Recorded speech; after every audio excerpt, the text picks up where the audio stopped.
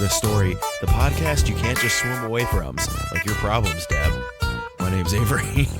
I'm Ash. This week we watched The Shape of Water. Or not, damn it.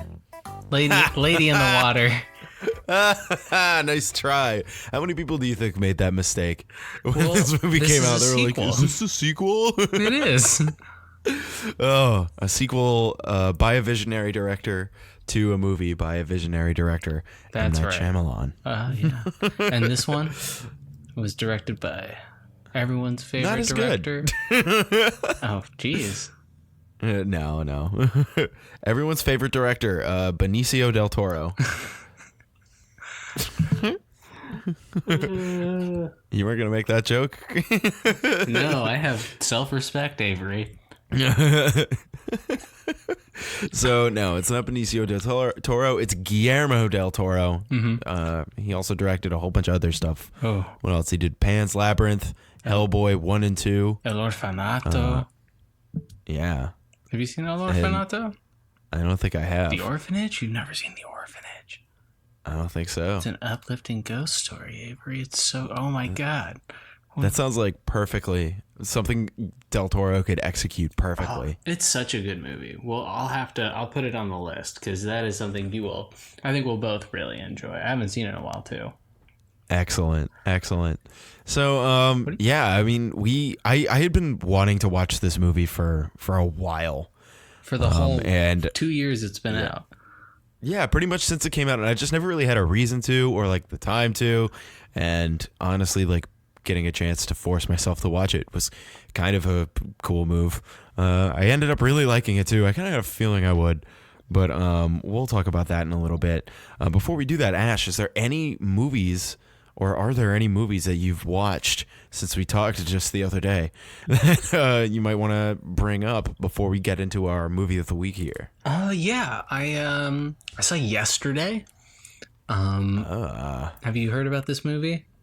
I have. I've seen the trailer a couple times. Yeah, so guy is like a shitty musician, and then he gets hit by a bus during I don't know, I guess during like a cataclysmic event that would normally make a superhero, but instead he's the only one who remembers the Beatles and decides to write all their music, and somehow becomes the most famous person in the world.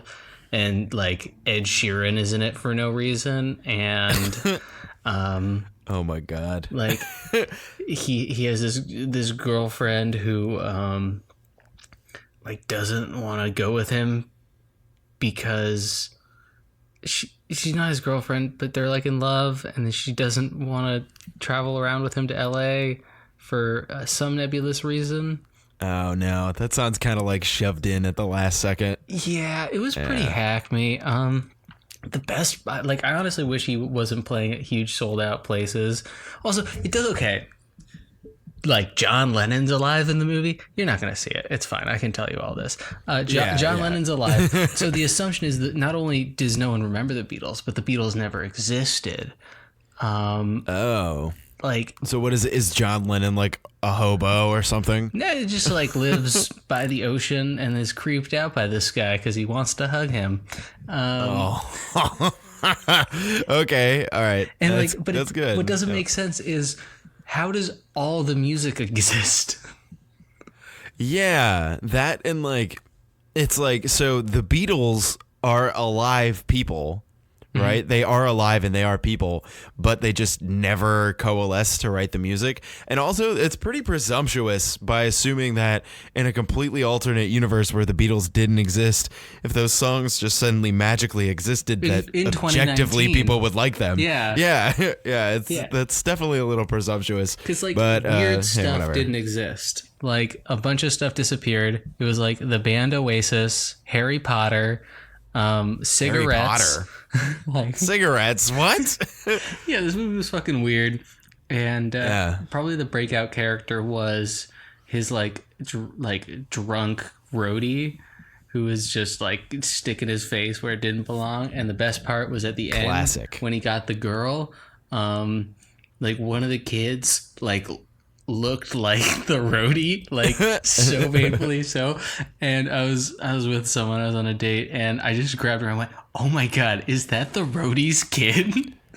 Oh my god. And then I Well, there also you go. watched Leprechaun 4 in space. In space. He's in space this time.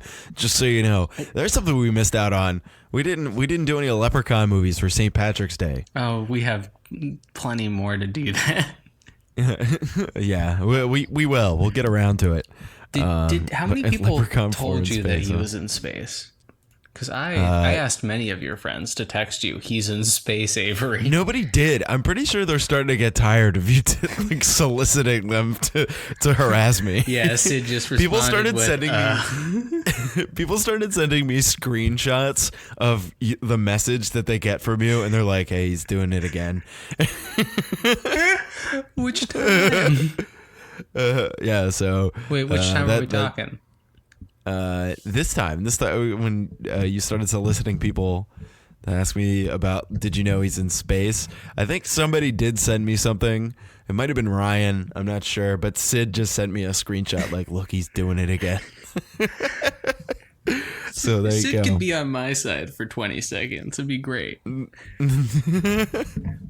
She was trying to get me to send you this picture. It was kind of funny. I'll tell you later. But anyway, so yeah, whatever. We'll talk about that later. So No, on the show.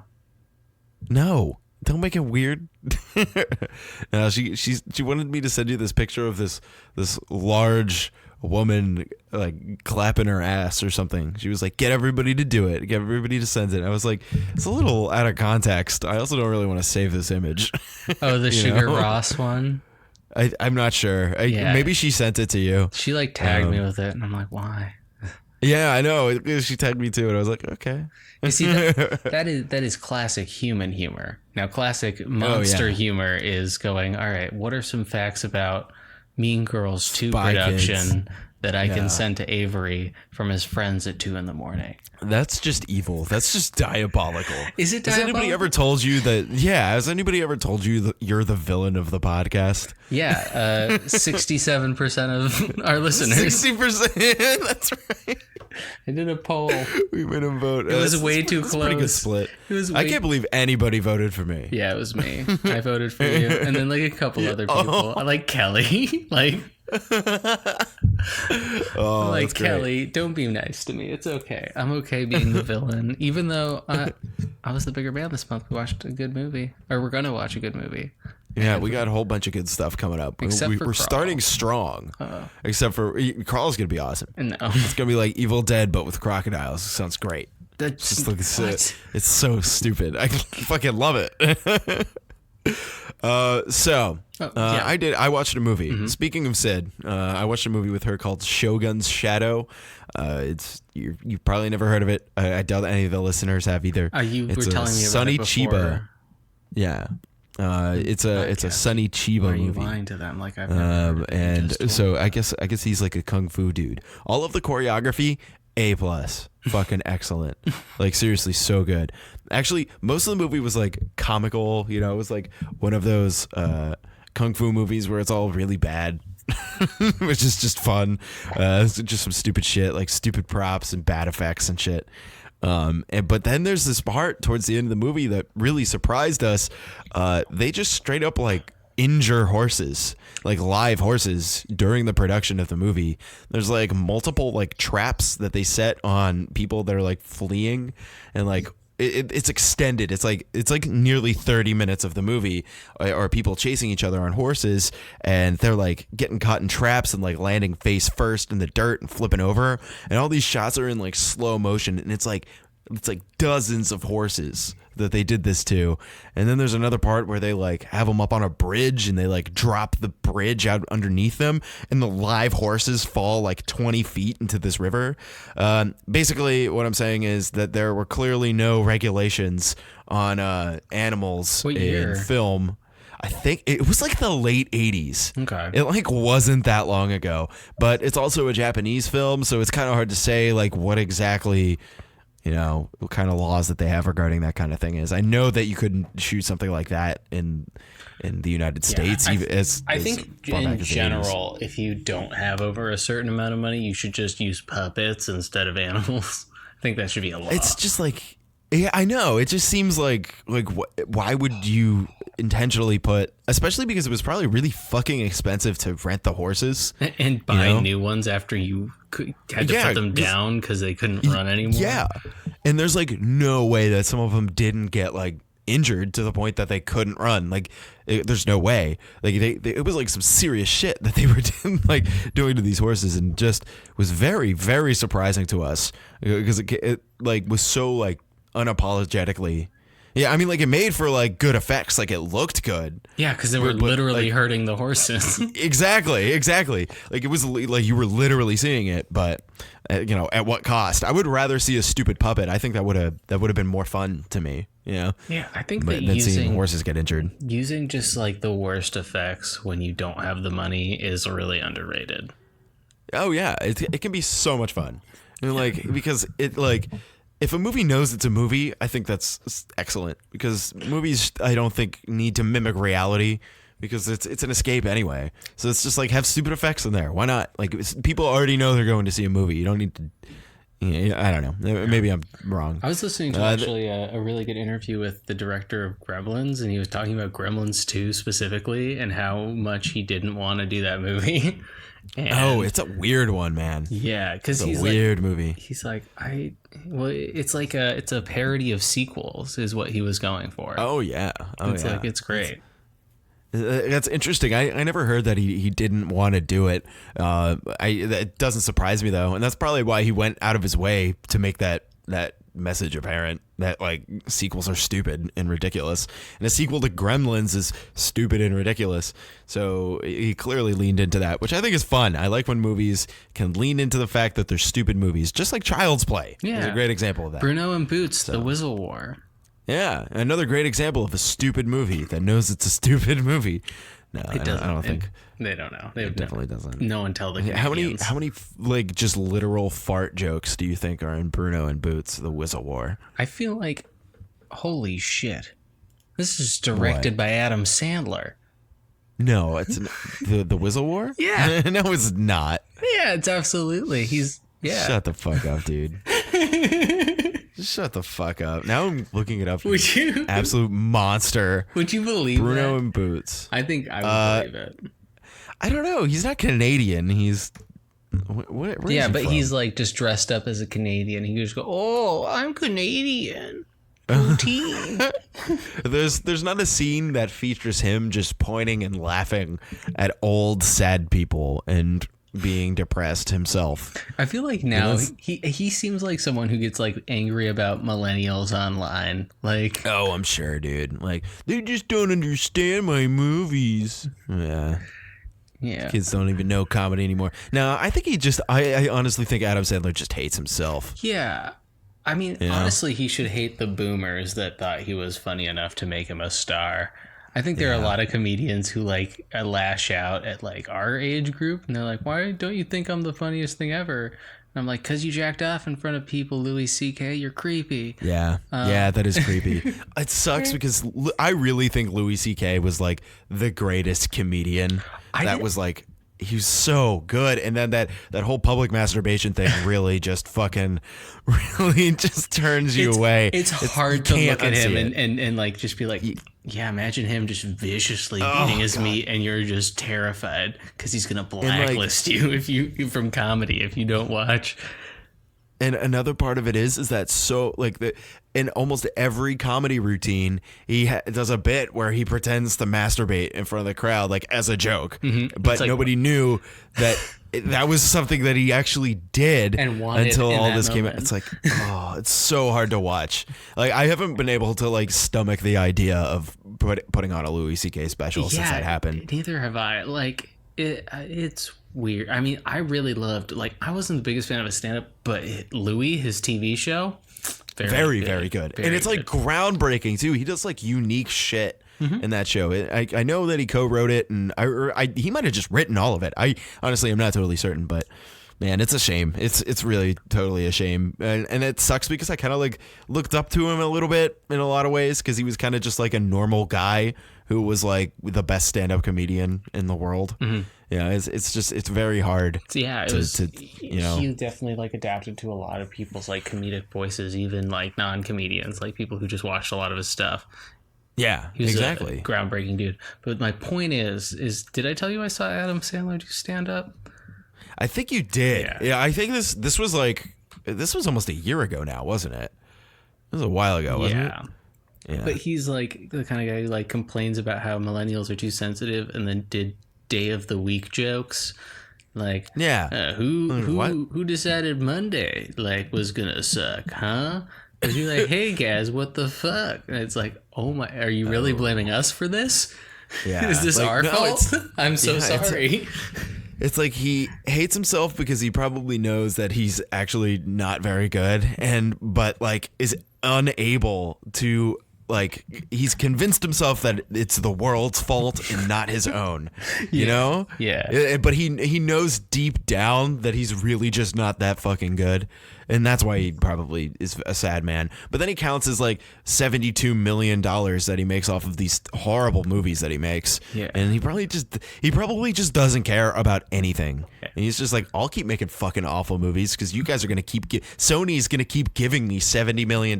Yeah, Jack and Jill and Jane. Yeah. It's a triplet now. Long lost triplet. Yeah. Now there are 3 of them. Pixels is a fucking dreadful movie. That movie's so bad, and it like still made money. I think it did. Maybe we could save that for a different budget breakdown. Maybe we'll torture ourselves and watch that sometime. But I'm down for literally torturing ourselves with any Adam Sandler movie. Yeah, dude, it's just like I know we're gonna hate it, and so we can just like rip into it and really talk about Adam Sandler. We'll think about that for some month that we don't have any good movies coming out. But yeah. So. Now that we've talked about some movies that we've watched recently, just been mean to comedians. Yeah, pretty much. Yeah, well, they did it to themselves. Yeah. Let's be real. Yeah. But now that we've done that, before we get into our conversation about the movie, Ash, I think you have a little something to say about the budget. Right. Of Yeah. The Shape of Water. Let's cue the music, Richard.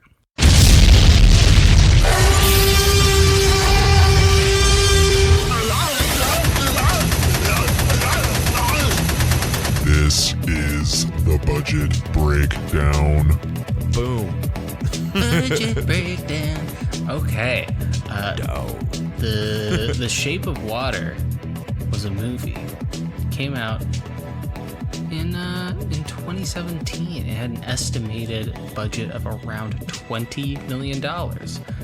Over its lifetime, it made $195 million with a domestic total gross of $63 million, 64. And its opening weekend, it actually only made $3 million. So this is a movie that really performed late in the game. Now, it ranks cult hit. It ranks high in some things, but I picked a very specific one. Oh God! Highest profits in the 12th weekend, where it ranked number 56. Dude, in the 12th weekend, like of the year? 12th weekend of its release. Oh, okay. That is weird. I know. Wow, it was in theaters for a long time. Oh my God. Here come the cops. Yeah. They're going to arrest us for so talking shit on Louis C.K. We're getting blacklisted. I am in LA. Oh no. His agent's here. Yeah. I have to watch him jerk off now. Oh, great. Get on the ground. Watch him masturbate. Oh God, that's horrible. Yes, Anyway. There are people who are truly horrified by that. But so coming in at number 56, 57 in the 12th weekend, I want you to think what movies probably did really well late in their Late in their release. I know Finding Nemo was in theaters for a really long time. This is shot in the dark. You know what? Finding Nemo was 123. all the way down at 123. Yeah. Well, shit. Guess that's all my guesses. late in their release. I think a lot of like Oscar movies, because sometimes right before Oscar season. Oh yeah. Yeah. Did Into the Spider-Verse perform better as that movie went along? No. Because I feel like that had an underwhelming weekend because nobody really cared, and then it like really picked up. It's close. It made it to 64th, but we're trying to get above. Okay, I'm narrowing 56. it down. Yeah, above 56. That's really interesting that it made so much money late. It's really interesting that it had a 12th week of its theatrical run. That's like a long time for a movie. Like I said, if it was a smaller independent film, like probably its run was prolonged a little bit, especially as it garnered a cult following. And maybe the reason it started to perform better is because it was picked up by more theaters after the fact, once people realized that it was good and wanted to go and see it. Yeah, and I think on top of it, it won 4 Oscars. Like it was an Oscar bait movie. So I'm pretty sure based on when it was released in the year, it got more traction towards the end, because when picks were announced for, People started to go see it. So hey, Best I'm Picture. gonna take a shot in the dark, and I'm gonna say another Del Toro movie. I'm gonna say Pan's Labyrinth probably started performing later. Oh, Pan's Labyrinth did not. Damn, really? Mm-hmm. I don't even know if that had like a domestic theatrical release. Because I know that movie's all in Spanish. I don't know exactly if I saw it in was, theaters for sure, but I think I saw it at like a niche theater. Oh, maybe one of those like hipster theaters, right? Shut your fucking mouth. The other option was 500 Days of Summer. You're bad. Anyway, yeah, I know. Very comparable movies, I'd just say. I don't know, man. As far as other movies, I'm kind of stumped for this one. Really huge. Like, we're talking some big fucking movies.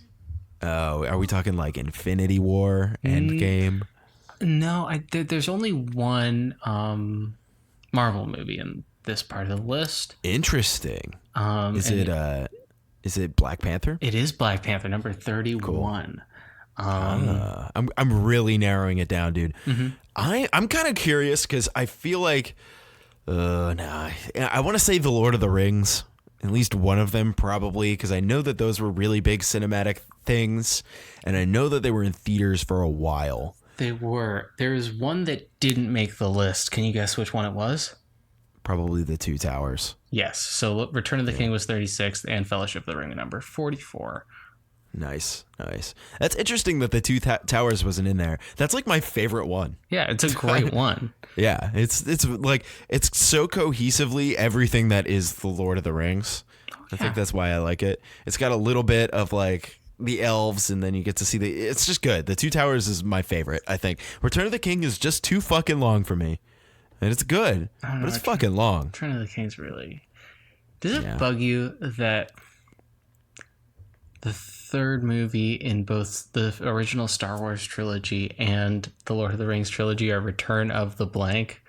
Yes, that's always bugged me. I think it's part of the reason why both trilogies always end up getting compared, even though they're not really quite the same. No, they're like, both like good versus evil, like generally, which is like kind of like a really running theme in like fantasy like that. But you know, I don't know. But let me give you some hints. Okay. Let's start a little lower. Glory Hole. Oh my God, what? I have no idea. Porky's. What? I've never heard of that. Are you giving me hints still, or is that the name of the movie? That's the name. Is there a movie just called Glory Hole? No, it's Porky's. I've never heard of that. What is that? It's like one of those like older movies about teenagers coming of age that's like pretty rapey, like Revenge of the Nerds. Is it like feel. dated? Oh, dude, dated. Yeah, I think it's 1982. Yeah, it's just like to the point where teenagers can't. I feel like John Hughes movies are like right on that precipice where young people nowadays probably can't really identify with it anymore.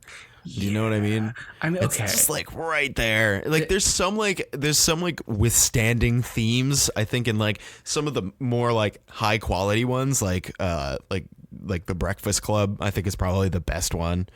But yeah. Yeah, I Or mean, at like, least- Breakfast Club, I think, is still a good movie. Like, Porky's legitimately has a guy spying through a hole in the shower and sticks his dick through it. And the girls' boys locker will room. be boys, though. They're just goofing around. I fucking hate everything. Yeah. Your favorite movie? Jurassic Park. Yeah, number 38. I didn't guess that. Bigger Jurassic Park. Avatar. Jurassic. Oh yeah, Avatar was number Avatar 3. was in there. Avatar, I feel like, is like just bigger Jurassic Park. Very similar. I was gonna say Jurassic similar audience. World. Oh, okay. You know, I keep forgetting how like successful Jurassic World actually was. Yeah, it was super successful. Yeah, which is surprising because that movie's like I don't know. I like rewatched it not too long ago, and I was pleasantly surprised at how decent it was. It's not a bad movie. No, it's I think stupid, but it's not bad. I mean, it's Better than the second one. The second one is weird. It's a movie about Jurassic World 2. parks with dinosaurs in them. It's a weird concept. It's really interesting how in a movie about dinosaurs eating people, how narrow the field of ideas actually is, without like getting into weird shit like humans interbred with dinosaurs, which would frankly be a fucking awesome addition to a Jurassic Park movie. Fucking crosses over with the Planet of the Apes universe, and you have apes Yeah. versus humanoid dinosaurs fighting in the fucking woods. Stop! I'm getting an erection. That sounds so good.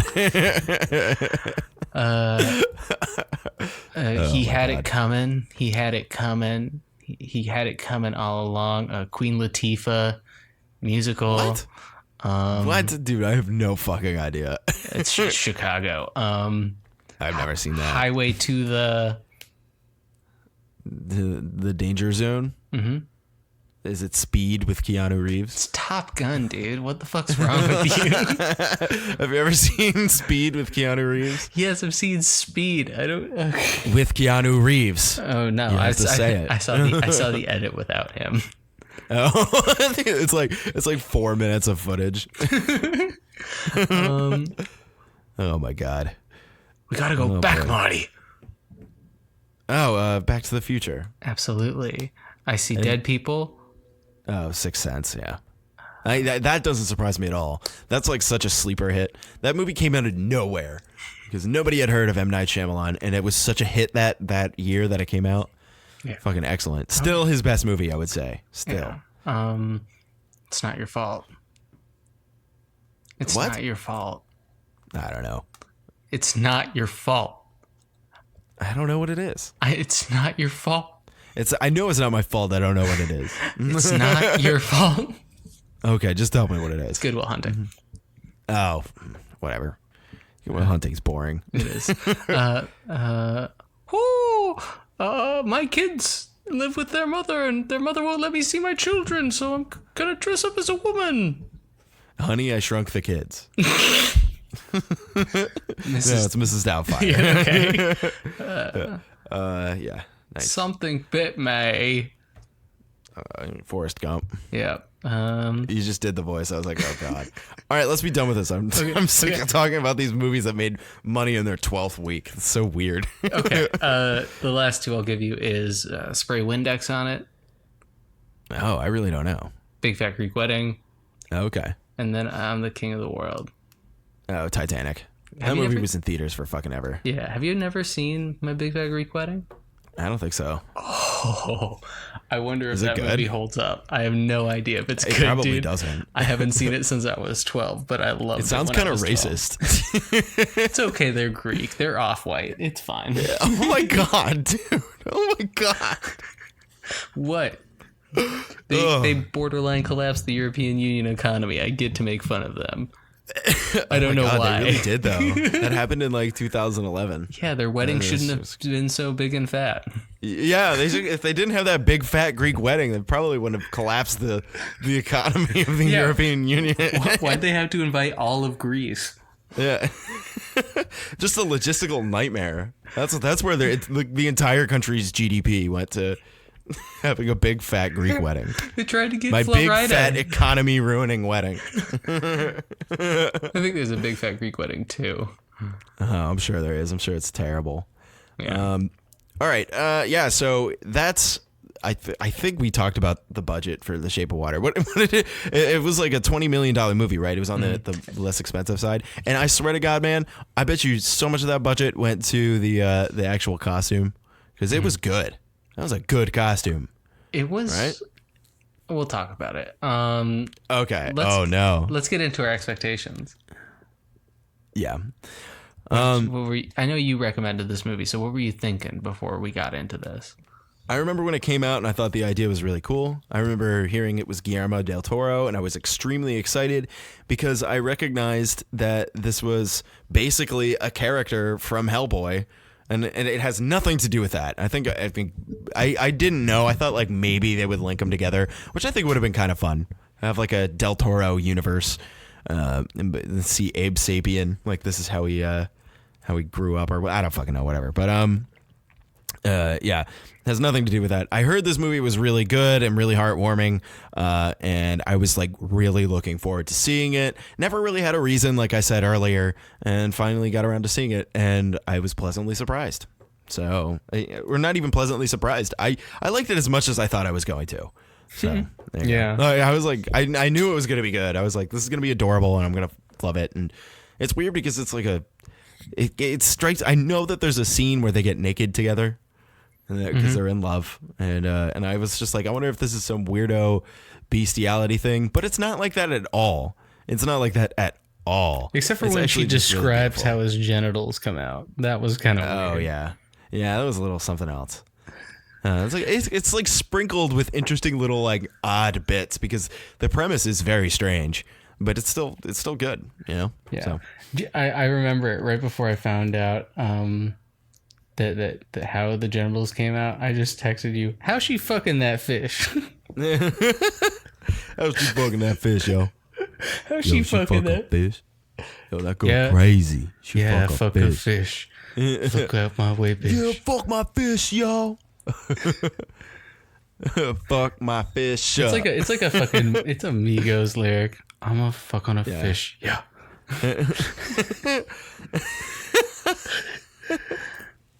Oh my god, it does. It sounds so like it could be real. Fucking a while washing dish. Yeah. You gotta reference Del Toro. I'm fucking a fish like Del Toro. Fucking that bitch till she Toro. That's a sushi reference. Ayo.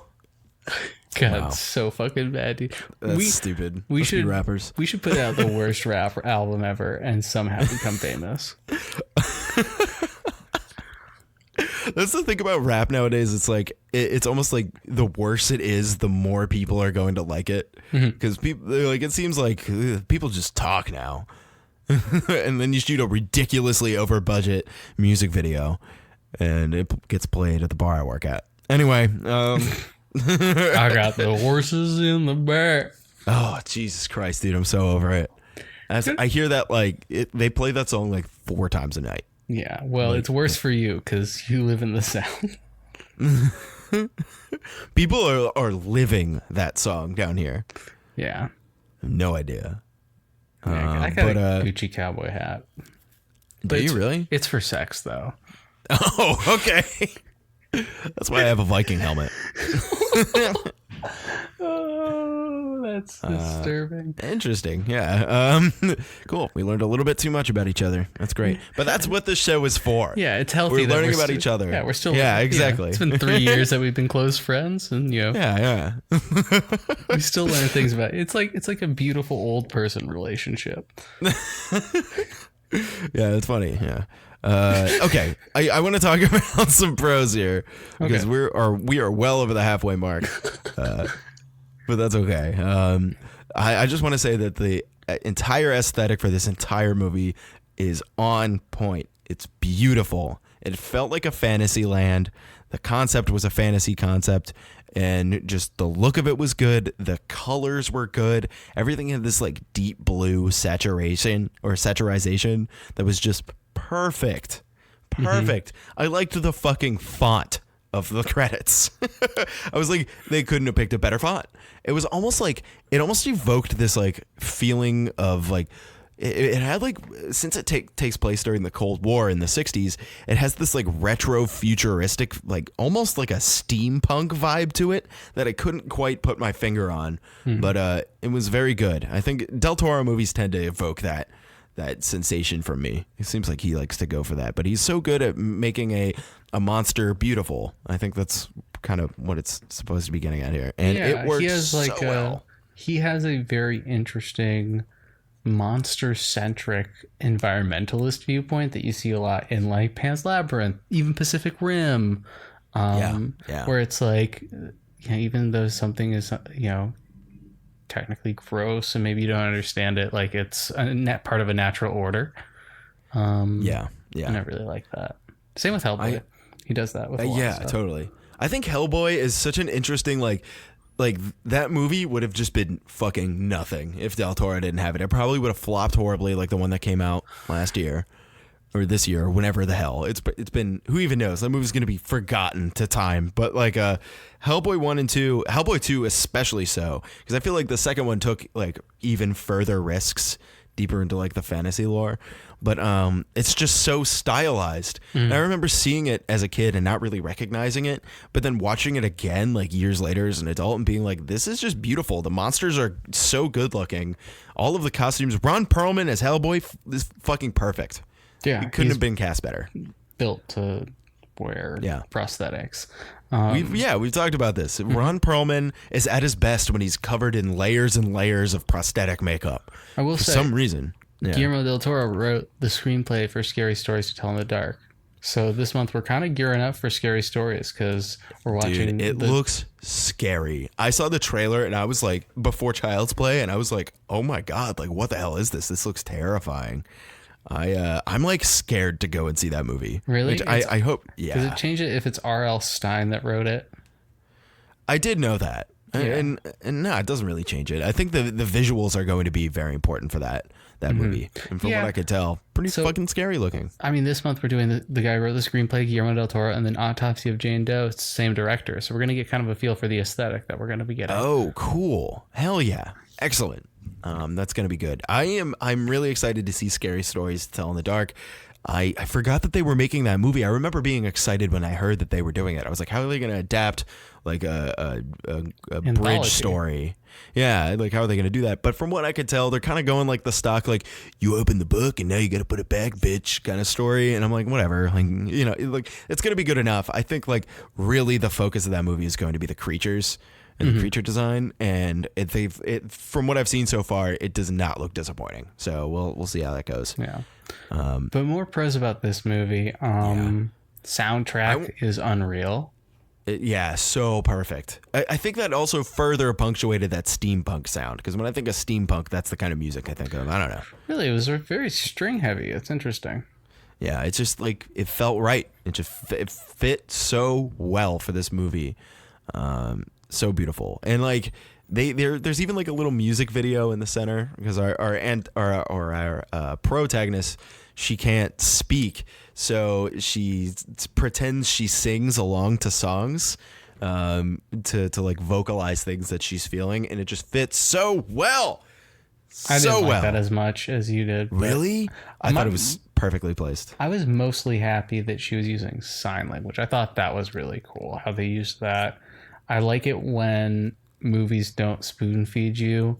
Like if someone's speaking in another language, they don't give you like subtitles, or in this case, like she's doing sign language and just someone responds to it as if she's speaking to them, and you kind of get to fill in the blanks yourself. They didn't do that all the time with her, but I really like it when people do that. Yeah. It's just like it shows how adept at making movies Guillermo, and writing good characters and having people express themselves. Del Toro is such a visual director, and it's like a masterpiece. He has a character who doesn't speak, and you get exposition on this character somehow, and it's incredible. Unfortunately, sometimes I think something that ends up happening is that a lot of the people around her end up talking almost too much.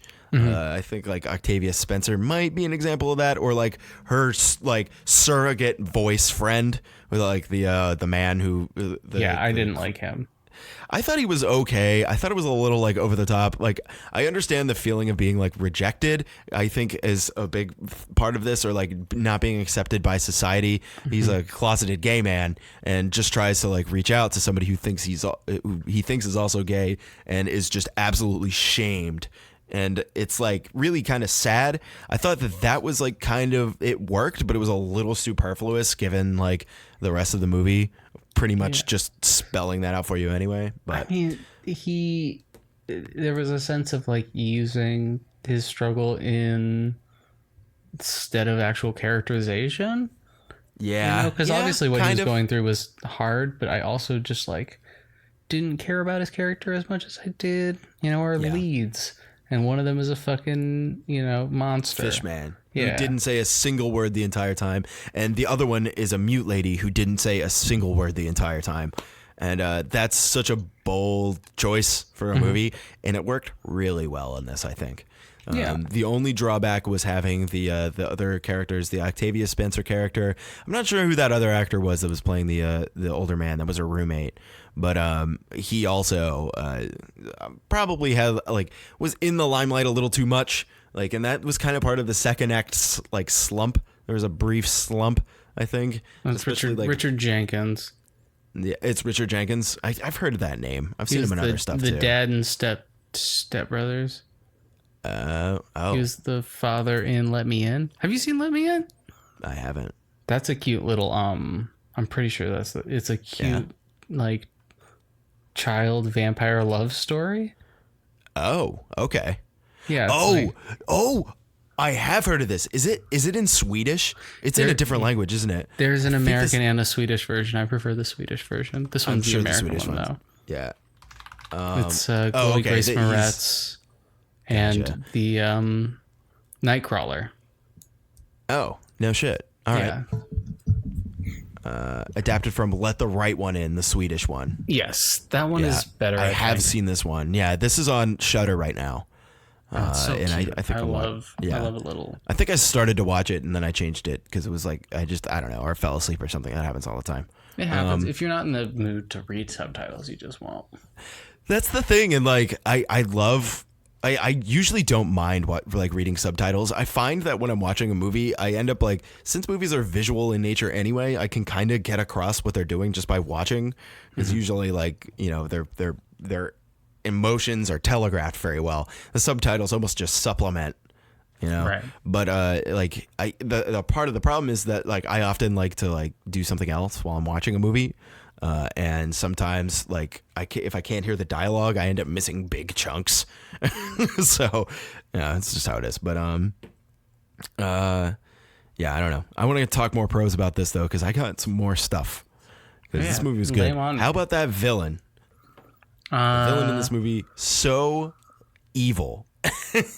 Very evil, almost inexplicably, underdeveloped evil. Maybe a little bit. Some things I just didn't understand. I think he was just a fucked up person. Yeah, he brought stuff up, and then I wasn't sure why. Sometimes. Yeah, all of the stuff with his family was a little unnecessary, but he was kind of cruel to his wife. It seemed, maybe, I don't know. It was kind of hard to tell. It didn't really make too much sense. Him buying a car wasn't really necessary, I don't think. He was just a vain person who was obsessed with being right. And then after they lose the asset, they call it, or he doesn't really have a name, but the FishMan, basically. Abe Sapien. Yeah, it honestly, in my head canon, I really just want it to be Abe Sapien. I've been thinking about it. I'm like, there's nothing stopping me from pretending this is a prequel to Hellboy. Yeah. So I'm just going to do it. But it's really interesting. And early on in the movie, the FishMan obviously doesn't like this villain guy. I forget what the guy's name was. Let me see if I can see here. Pulling it up here. Was it Dr. Hofstetter? No. Who was this character? Well, anyway, he's poking the FishMan with a cattle prod and stuff to try to control it. And Abe Sapien bites his fingers off, and they try to re-stitch them back on. And it's just look how incredible medical science is. It's just so gross. by the end of the movie, and he like rips them off like a fucking sociopath. Because he's crazy. And like by the end of the movie, he's so obsessed with like getting the FishMan back that he's just like losing it. He's like taking painkillers and like, I don't know, probably doing some other fucked up shit. And he goes to like Octavia Spencer's house and like intimidates her in front of her husband. And like, it's like fucking weird. But and then he just rips his dead fingers off. Man, she's like, he was real fucked. Like, I think probably the point that I was just like, he's like unnecessarily fucked up was when his wife just like pulls out one of the coolest boobs I've ever seen, and then like he has sexual intercourse with her, and then like it's like don't make a sound, just stop making noise. He covers up her mouth and while is like, he's don't fucking talk. bleeding out of his hand. Switch hands. It's just like your hand's bleeding, and he's just like, shut up, just don't make a sound. It's like, oh my god, so he's just gross. fucked up, dude. Yeah. Like people were just fucked up like that in the 60s, where they just got away with it, you know? Fucking weird. But he was definitely he was just kind of inexplicably evil. It was kind of just like alluded to that he just like was raised that way probably, and he was like obsessed with success, and felt like that probably that the FishMan escaping was like synonymous with his failure and like inability to like himself or something. I don't know, but shit was good, pretty dramatic. Shit was good though. It was pretty solid. This movie was fucking heartwarming. It was just so sweet for a movie about a lady who falls in love with a FishMan. So sweet. And it was like they were like a good match. Like made sense because he can't speak English and doesn't fit in the world, and she can't speak. So it's like all of their interactions are just purely like, you know. I mean, okay. Can we get to cons? Yes, we can. Yeah. Okay. So for me, this movie was driven a lot by like character and acting, but what actually happened in the movie was not particularly. Like within 5 minutes, she's like, "It's got these scars on my neck," and I'm like, "Oh, you mean those gills that you have?" I did not see that coming. I'm going to be honest. You didn't? Did not see that coming. I was like immediately like, oh, the three things that look like gills are gills? No way. And then also just the heist. I don't find heists interesting. Yeah, I don't know. I thought that the heist was kind of fun in this one. I think the probably the biggest con I have, honestly, was that she had gills at the end. I was like, it would have been enough for her to like, you know, be like the idea is that they're very different, you know, and that's what made that's what kind of sold it for me, that they were very different, but they had a similarity that bridged over that despite being two completely different species, perhaps. But then it was just like, oh, and she also has gills, so now she can live underwater with him forever. It's just like, okay, that's like, it's cute, but it's just like, it's cute, you know? So, yeah. And then I also felt like, you know, a little bit of Guillermo del Toro trying to recreate that Pan's Labyrinth magic where he does like a historical, like magical realism.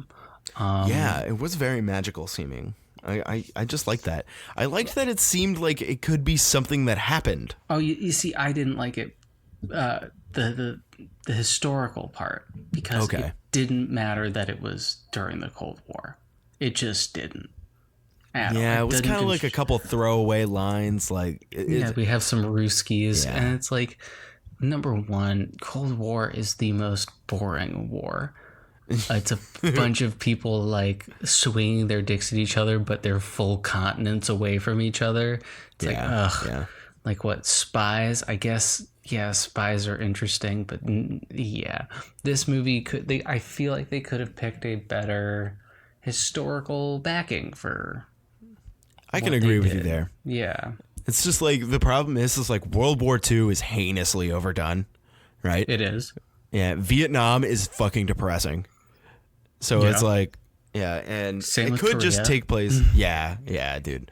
And so it's like World War II or World War I probably was too far back. He just didn't want to touch that. and then like you're left with like modern day, right? So like I think yeah, but I almost would have liked either Japan or Vietnam, because I can really like, because the weird thing for me is they're like, oh, it's the Cold War, and so we're dealing with Russia, so we got a monster from the Amazon to come help us fly to space. Like, which really? sounds like it doesn't make any sense. I think that's part of the point that he was trying to convey with that is like they were just like so ready to jump on any weird discovery and link it to being something that they had as a leg up on the Russians. They were just, that's what they wanted. More than anything else, they just wanted to be better than the Russians. Yeah. And, I mean, I guess I was kind of, maybe because of my expectation, I was kind of hoping that it would be like a unification between two sides in the Cold War instead of like two kind of nondescript parties that had nothing to do with anything. Right. Yeah, totally. Yeah. Like, because it's like an interracial marriage between people from different walks of life that find a commonality and love with one another. I thought it was going to be kind of an anti-war sentiment. But the war was just kind of a backdrop. Like that. Yeah. I think one thing that Del Toro's actually really good at doing is evoking like an idea of a timeless backdrop. I like especially like movies that are more on the fantastic side, like this movie is. Why couldn't he have just made it so there's a war going on in the background, but it's unclear what it is? You know, you can't you kind of think it's during the Cold War, but it could be during modern times. But you kind of think it could be during this era, but like because otherwise it suffers from exactly what you said. Like, how does this have anything to do? How does a FishMan have anything to do with people going to space? Yeah, from like Brazil. Yeah, I think basically I think a lot of it was just like they really wanted to draw this idea that they found somebody who was different, and so because they were evil men, they were like, well, we're gonna control this thing, and it made them feel good, even though there was no real purpose for them to have the Fishman. Like there was no real purpose. They just wanted to feel big. Like that was like Mr. Villain Guy's basically main intent. He just wanted to feel better than something. He just had to feel better than something. Because he's like kind of pathetic and controlling in reality. So I think that's what he was going for. But I don't know, man. It is interesting that it took place during the Cold War. It doesn't really seem to... There isn't any unification between the Cold War and that stuff and all of the events during the Cold War and what happened in this, other than the time setting.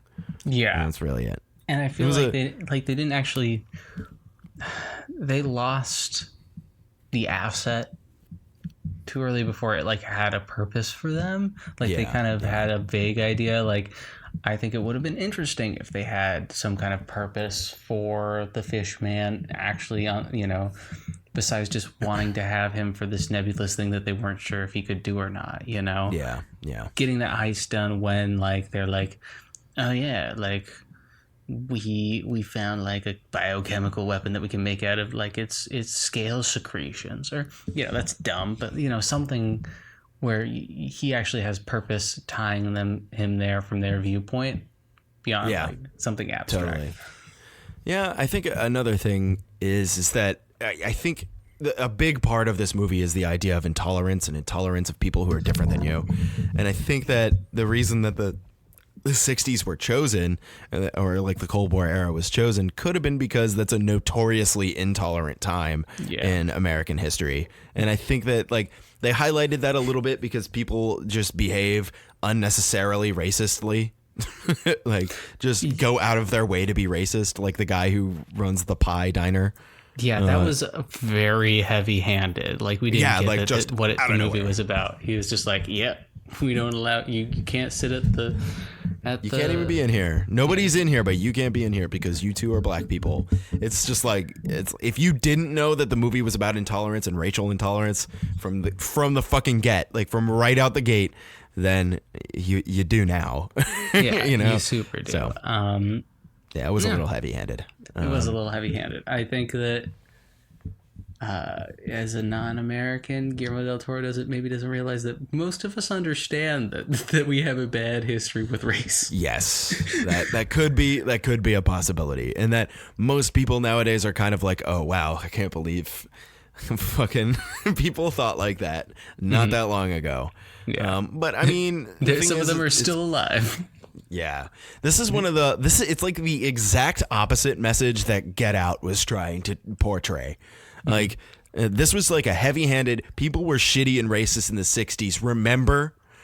Kind of message. Whereas Get Out was like, there's subtle racism and, you probably don't even know you're doing it and you're still kind of a good person, but like, just think like maybe you're being kind of racist if you say things like this. Get Out approached something totally similar, at least from like the surface level, without being heavy-handed. Yeah. Much more tact, I think. Yeah. So... weird. And that's the only way those two movies compare at all. Yeah, they're not similar. Yeah, not similar at all. But they do have like they touch on the racial intolerance a little more so in Get Out, but very much so in this one in different ways. Yeah, I mean, I think that they kind of used an abstraction. It's like when people who like don't get like racism like and how that works. I like to like make up examples. I'm like, well, all right, so like a bad stereotype would be like, or like confirmation stereotype would be like, you think all bald people love shrimp and you see me in a restaurant and I'm eating shrimp. Yeah, and then, it's confirmation bias. Yeah, but there's a guy right next to me. He's not eating shrimp. He's also bald, but you notice me, like. And you're like, oh, these bald people always eating shrimp. Yeah, that's kind of what I felt. Like this movie obviously is a better like metaphor for race and stuff, but it definitely used like a different angle, which I appreciated. Instead of another 12 Years a Slave movie, which very literally telling you this is all the horrible shit that your ancestors did. And like the thing is like it's movies should be made like that, because we should never forget that is part. It's like we need to know that so that doesn't happen again in the future.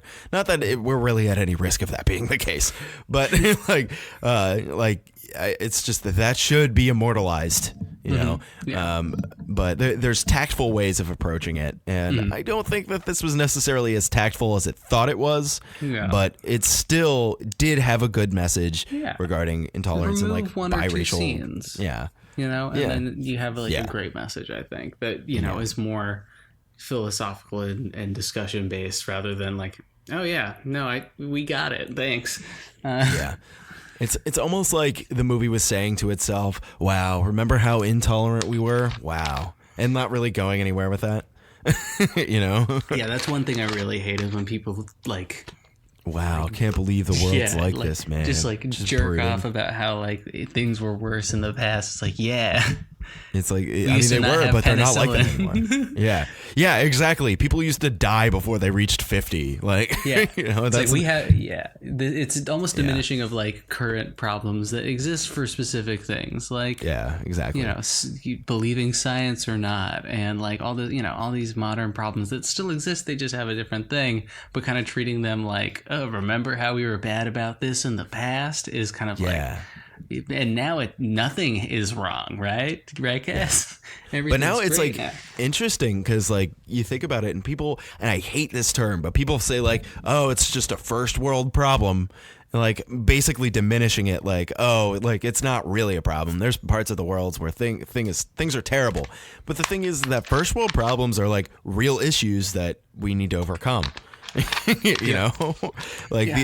are things that need to be talked about. We don't need to world problems.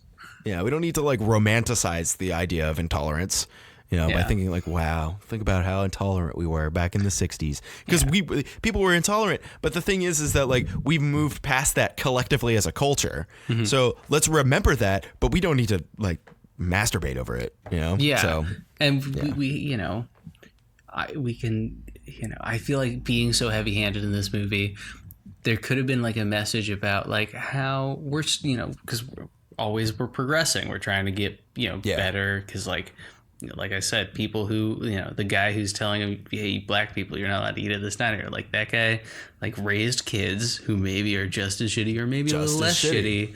Yeah. But still like, so like there's ways of like approaching things we've done in the past in a way that makes it more reflective on like the more subtle ways that we deal with stuff. But like you said about the first versus third world problems, going like, hey, look only at these third world problems. You have no problems. It's like, well, that's not quite it's true. It's not right. And you don't want to live in the kind of... Yeah, exactly. You don't want to live in a fantasy world where it's just like, wow, at least like, But then there's also like the opposite side of the spectrum where people are like, man, the world is just so fucked up nowadays. It's just like, it's not. It's like actually way better nowadays than it has ever been for humans pretty much in human history. Yeah. And so it's like maybe it seems crazy and fucked up to you, but yeah, I don't know. But wow, interesting points. We've gotten way off track. Let's give this movie a rating because it's pretty good. I definitely want to like finish up our discussion here and wrap this bad boy up. Unless you have any more points to bring up. But other than that, I think I pretty much hit everything. I think that Fish Monster had Pan's eyes, the fawn from Pan's Labyrinth. Oh yeah, really distracting. Yeah, it seemed like very clearly like, well, Del Toro has a very distinctive creature design style. Mm-hmm. It stands out. It's almost like you could pick it out of the bunch. It's like, wow, Del Toro, or somebody who wants to be like Del Toro designed that creature. And I think that's always stood out. Yeah, exactly. Like exactly like the new Hellboy. To do that. Yeah. And I don't know. I really like his style.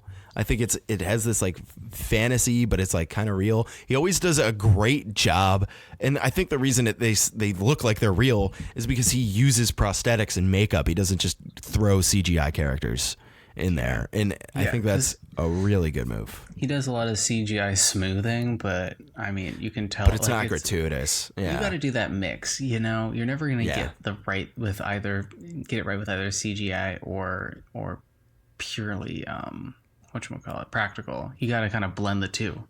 Yeah, and you always end up with a better result. Like it always looks better when you do that. Like I think a great example. I love using this as an example in like a movie series that like classically has always just used full CGI characters, but in Iron Man or in Captain America: Civil War, right? You know how like there's like those tight shots of Tony Stark and like he's wearing his armor looks like car bumpers. It looks like it's real. And it's because they actually had him wear like a shoulder prop and then did the rest with CGI. But like they combined the two and it looks really good on the tight shots because there's a real physical thing there that kind of tricks your eye into thinking the rest is also real. So yeah, pretty effective. They definitely. That's one of the reasons why CGI in Marvel movies looks pretty good. Like besides like the terrible like grunt modeling of like the Chitauri and stuff. Like the actual characters are very well mocapped and because mocap in a sense is like a mixture of practical and CGI because it's not a full CGI character you're using. Yeah. A reference, and I think that's why mocapped characters always look better is because like they move like something realistically would move. It's like it's a real person doing those movements rather than trying to simulate deep into the depths of the uncanny valley people walking. It's like it's actual. It's there. So.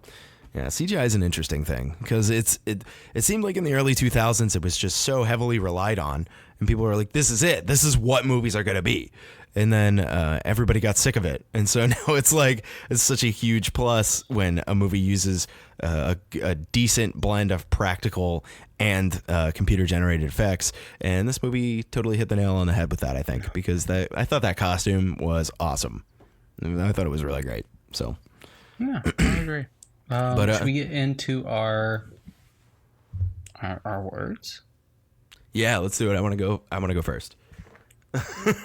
Yeah. Okay. Hell yeah. So my 5 words are that lady's fucking a fish, because that's what this movie was about. If you really want to boil it down to the most disgusting way, that's what this movie is about. That is not all I gleaned from this movie. Do not fear. But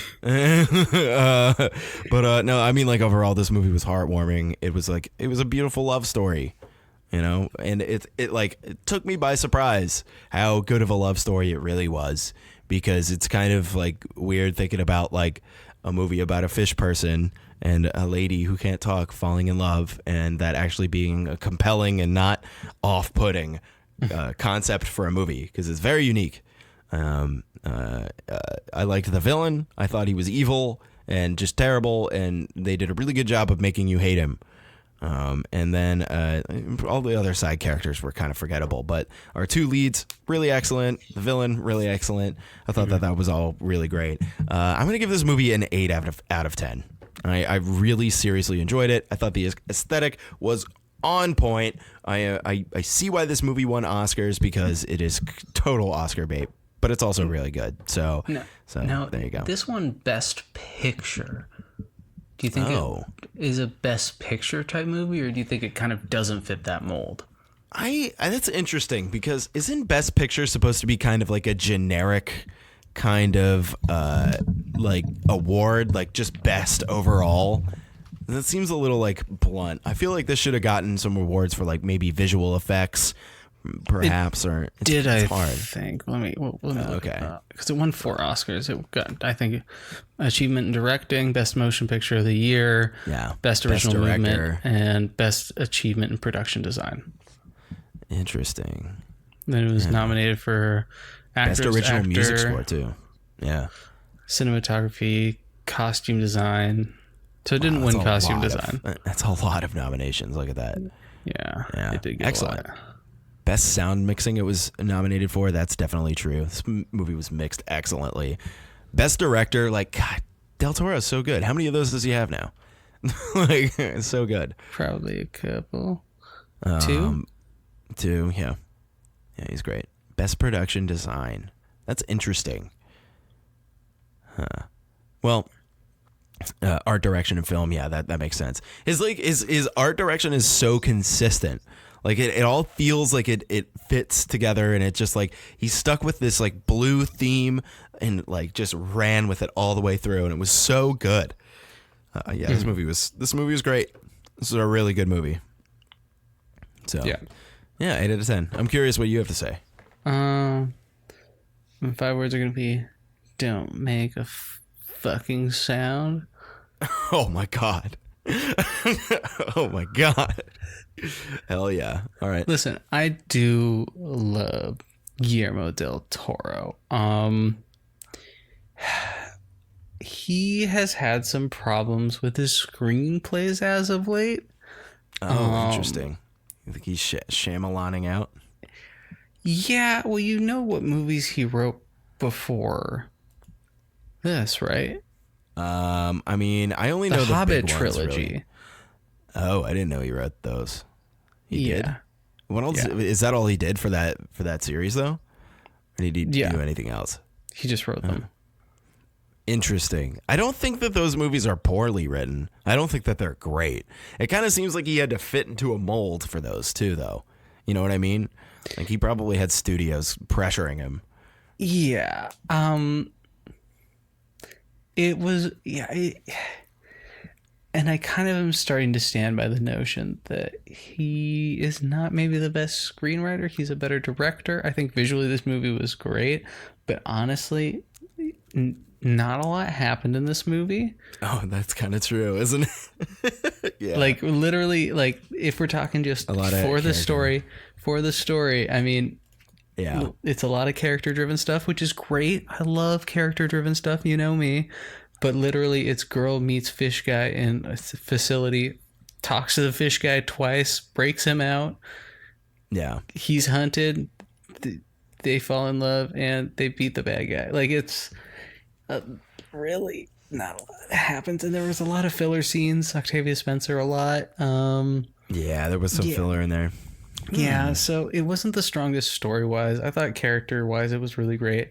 I'm going to give it a 7.5 out of 10. I really did. Okay. I enjoyed it. This is not a movie I would pick for Best Picture. Okay. Okay. Because you would have picked Lady in the Water. Yeah. Which is the first one. The sequel just didn't do it justice. Yeah, but this is the kind of movie that like my mom likes. Okay. She loves Shape of Water, but it was up against, I think, Get Out for Best Picture. Oh, was it? I don't know. It's tough. That they were probably torn on that too. Three 2018 billboards. was really good. Dunkirk. I didn't see Three Billboards. Yeah, I saw Dunkirk. Dunkirk was not my kind of movie, but it was really well done. Yeah, I honestly would have given it to Get Out over this movie. Okay, interesting. I mean, that's just personal preference, because like if you're putting me up against between those two, I probably wouldn't watch this movie again. Okay, I probably wouldn't either, thinking about it, but I would watch Get Out again. Yeah. Get Out's like a fun movie to show someone who's never seen it before. Case in point, you. Yeah, exactly. Yeah, that's a good point. Okay, I think Get Out probably struck me a little more intense, in more of an intense manner than this one did. This one kind of just has a little bit more of a generic screenplay. It's kind of more just like a romance movie, but it's like skinned with he's a fish man. But it could have been anything. It could have been, he's a black man, or he's a, it could have been anything. Yeah, and, I mean, if you just made him a black man, it would have just been the like story a very would be exactly average the same. movie too. Yeah, it would have been so boring and forgettable, and people would probably call it kind of racist for people who don't really understand. Would probably call it just racist. absolutely green book it. Yeah. So yeah. All right. So. Man. Yeah, unless we have anything else for him. What's that? Next week, my guy. We got some big stuff coming next week. It's gonna be good. Holy guacamole, my guy. We got Far From Home, which we're both pretty excited about. But the movie we're really excited about is Midsummer. Yeah, it definitely looks Midsummer. so awesome. It looks like groundbreaking. It's a brightly lit horror movie. Like, I can't wait. It's gonna be so good. Don't get me wrong. Jake Gyllenhaal looks great in the Mysterio outfit. I'm excited to see, fun Spider-Man swings and Zendaya. More Colby Smulders, more Sam Jackson. Oh yeah, I'm excited. More Sam Jackson, and a little bit of Jon Favreau, just for to spice it up, just a little bit. Have I told you he has a cooking show on Netflix? I've seen it. Oh, you have? Yeah. What do you He's think? so likable. He's such a likable dude, and he's like super talented. Like, good for him. Yeah. He's gone far, and I think everybody should respect. We should that. change his name, Jon Favreau. Yeah, he's gone. He's gone far, bro. He's gone far, bro. He's gone far from home. So tune in next week to listen to those episodes. It's going to be fun. Definitely some different tones going around. Oh yeah, we have basically these two movies are going to be the exact opposite, which I think is cool. For. Yeah, Far From Home and Midsummer they're very, very different. So unless like Far From Home just comes out of nowhere and it's like randomly a slow burn horror movie, which would be a bold choice for an MCU movie. Or if, Midsummer ends with, hey, these white dresses are because we have spider-based powers and they're made of silk. Yes, that could be great too. No, neither one of those sounds great. No, it all sounds that actually sounds really bad, but we will see. I think it's going to be fun. I think it's going to be really good, so and I'm super excited. So stick around for that next week. We will talk to you guys then. Oh my God, I can't wait. But unless we got anything else for the MASH, I think we should let them go. Be free to the wind. To the wind. For the Story Podcast on all social media. Oh, yeah, everywhere. And leave us stars and shit. Like, seriously, it's only kind of for our ego. Yeah. Yeah. So, all right, guys, thank you so much. We love you all. We will talk to you next week for Fire From Home and for Midsummer. It's going to be really good. We love you so much. Goodbye. Bye. That's the silence from the people in Shape of Water.